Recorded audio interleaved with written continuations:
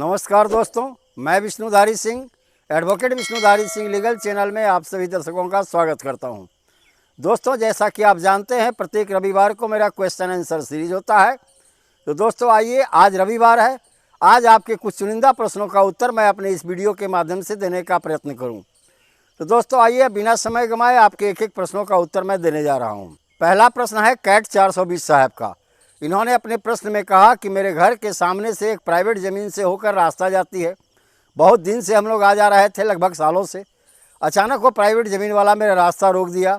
अब इसके लिए मुझे क्या करना चाहिए? उत्तर में मुझे कहना है कैट 420 साहब, आप प्राइवेट ज़मीन में रास्ता खुलवाने के लिए या तो एसडीएम के ऑफिस में जाए, सब डिविजनल मजिस्ट्रेट जिसे कहते हैं, वहाँ 147 सीआरपीसी के अंदर में आप वहाँ मुकदमा दायर करें उस व्यक्ति के विरुद्ध जिसने आपका रास्ता रोका है। उस प्राइवेट ज़मीन से अगर आप पहले से जा आ रहे थे, सालों से जा आ रहे थे, तो निश्चित तौर पर आपका रास्ता पुनः एसडीएम साहब खुलवा देंगे। रही बात उस ज़मीन के मुआवजा देने की बात, तो वो काम सरकार का है।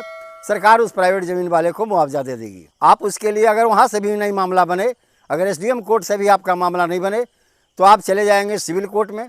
वहाँ स्पेसिफिक रिलीफ एक्ट की धारा 39 के अंतर्गत में एक मुकदमा दायर करेंगे उस प्राइवेट व्यक्ति के विरुद्ध जिसने आपका रास्ता को अवरुद्ध किया है, यानी रोका है।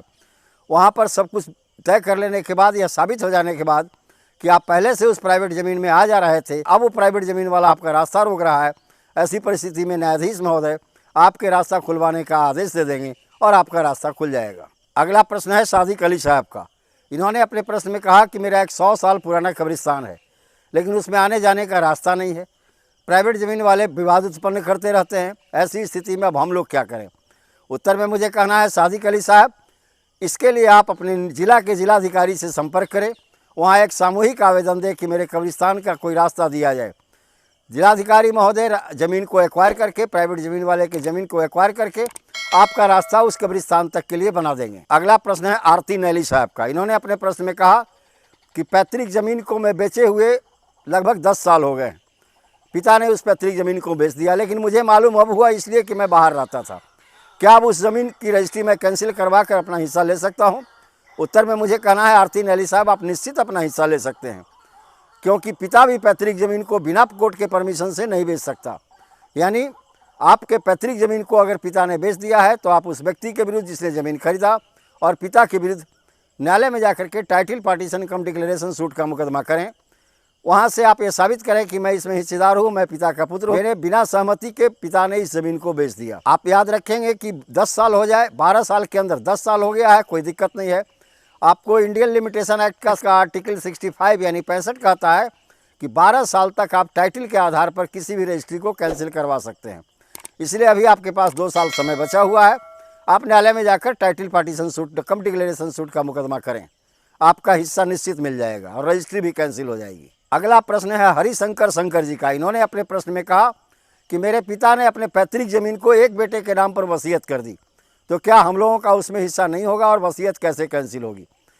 हरिशंकर हरि जी, निश्चित तौर पर मानिए, पिता पैतृक ज़मीन को अपने किसी एक पुत्र के नाम पर वसीयत नहीं कर सकते। अगर वो ऐसा किए हैं तो वो वसीयत निश्चित तौर पर कैंसिल कर दिया जाएगा और आपको हिस्सा मिलेगा। आप उसके लिए सिविल कोर्ट में जाए, वहाँ पर टाइटल पार्टीशन कम डिक्लेरेशन सूट का मुकदमा करें, जिसमें उस ज़मीन का वर्णन देते हुए अपने पिता के जितने पुत्र हैं उन लोगों का नाम देते हुए अपने हिस्से की मांग करें और उसके बाद उनका जो वसीयत है उसे वॉइड डिक्लेयर कराने के लिए आवेदन दें। वॉइड डिक्लेयर का मतलब हुआ शून्य। आप न्यायालय में जब ये बात साबित कर देंगे तो निश्चित तौर पर आपके पिता के द्वारा जो पैतृक संपत्ति का वसीयत एक बेटे के नाम पर किया गया है उसे निश्चित तौर पर वॉइड डिक्लेयर करके यानी शून्य डिक्लेयर कर दिया जाएगा और आपका हिस्सा आपको वापस मिल जाएगा। अगला प्रश्न है बीडी शर्मा साहब का। इन्होंने अपने प्रश्न में कहा कि एक ज़मीन पर टाइटल सूट चल रहा था, लेकिन उस मुकदमा चलने के दरमियान ही एक पार्टी ने उस ज़मीन को किसी दूसरे आदमी के हाथ से बेच दिया। केस का जो पक्षकार उस ज़मीन को बेचा, उस ज़मीन की बेची हुई रजिस्ट्री कैंसिल हो सकती है। बीडी शर्मा साहब, इसकी कोई ज़रूरत नहीं है। आप मुकदमा लड़ते रहें और हो सके तो जो नया खरीदार है उनको मुकदमा में पार्टी बना दें।